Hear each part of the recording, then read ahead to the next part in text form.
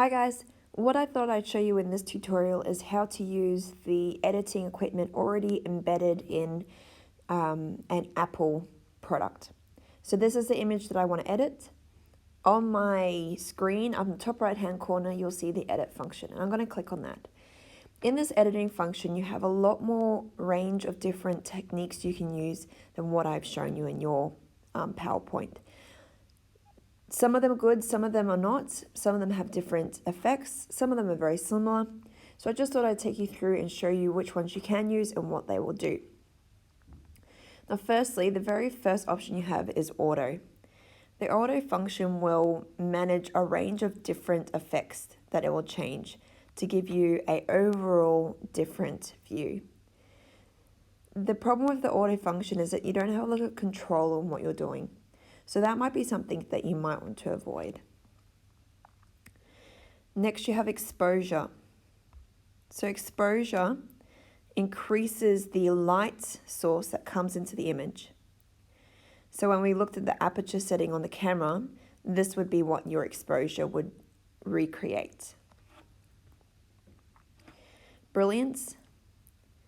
Once again, it's very similar. It's just about increasing the intensity of the color and the light source. Highlights only focus on the white. So you notice that the background, which is relatively dark, doesn't really modify much, but all of the white of the flowers is what gets changed. Shadows is the opposite. This time it increases the darker sections. So you notice that lowering it down to the darker section really brings out the intensity of those flowers. Contrast is one of the techniques that we have in the PowerPoint. Now this one increases both the brightness and decreases the darkness at the same time. So you notice if I go down, it becomes very soft and you don't have a lot of differences between the colors. But as I increase it, that contrast really makes the images pop out further. Brightness increases the overall brightness of the image. The black point, I believe, just focuses on the darkness of the image. Now saturation, this is where it picks up the colors and makes those colors more or less intense. See that those purples are really vibrant now, as opposed to becoming black and white. So if you did want to do a black and white image, you would decrease the saturation of your image. Vibrance is sort of similar.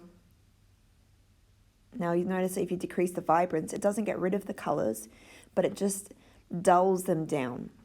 This can create actually quite an interesting effect if you want more of an old-fashioned look to your images. Now warmth makes your color scheme more yellow as opposed to cool, which makes it more blue. So this is where you're changing the hues. The tint is where you can actually modify the actual colors. Some programs allow you to modify it completely, so that purple could turn to green to yellow. This app doesn't allow you to do that. Sharpness increases the edges. You notice that that noise is starting to come up, all these little dotted points on the picture. That's similar to recreating the ISO.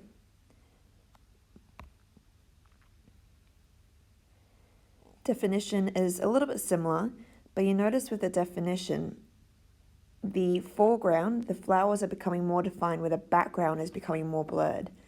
Now this is that bokeh effect that I was talking about. So that might be something really nice that you might want to add to your image.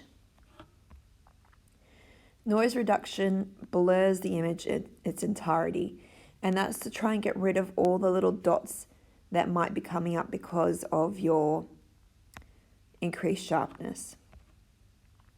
And finally, the vignette is just a nice effect where the outside edge of your image has a shadow added to it. So it focuses in your image to the center. You can also go reverse and lighten the outside edges. So what I'm going to do to this picture is edit it the way that I want it. So firstly, I'm going to go to the left column and I want to go to crop. And the great thing about the crop tool is that you can actually already have the rule of thirds grid there. So I didn't like the fact that my right flower is slightly blurred. So I want to actually refocus my image to the flower next to it, which is a little bit more in focus. So I'm going to reposition my crop so that that is the center. And I also like the fact that that line of little buttons follows along the bottom horizontal line. So that's my first editing process. So I'm going to re-edit it.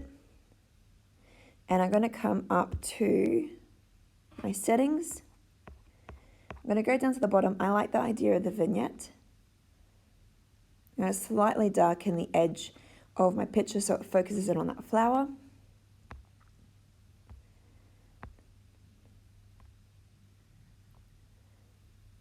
I'm going to increase my warmth slightly so that the image looks more happy, more inviting, and increase that vibrance. I'm not increasing it a lot because I don't want to look too unnatural. I just want it to be a little bit brighter in that color.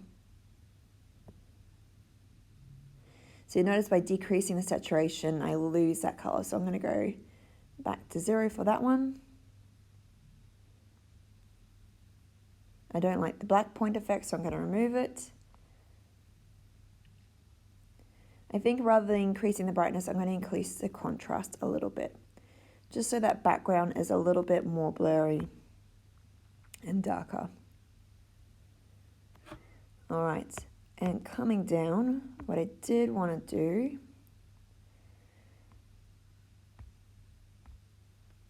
is, I think it's the definition.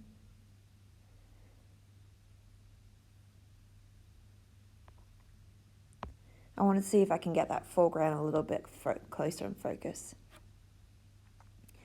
Once I've done all that and I'm happy with the way it's looking, I could keep editing if I want to, but I should be noting down what editing processes I'm using. I'm going to save my photo. And now I'll be able to compare it to the original to the edited version. And you see that it's a lot more vibrant and a lot more eye-catching. So I'm going to save this. I'm going to upload it into my OneNote.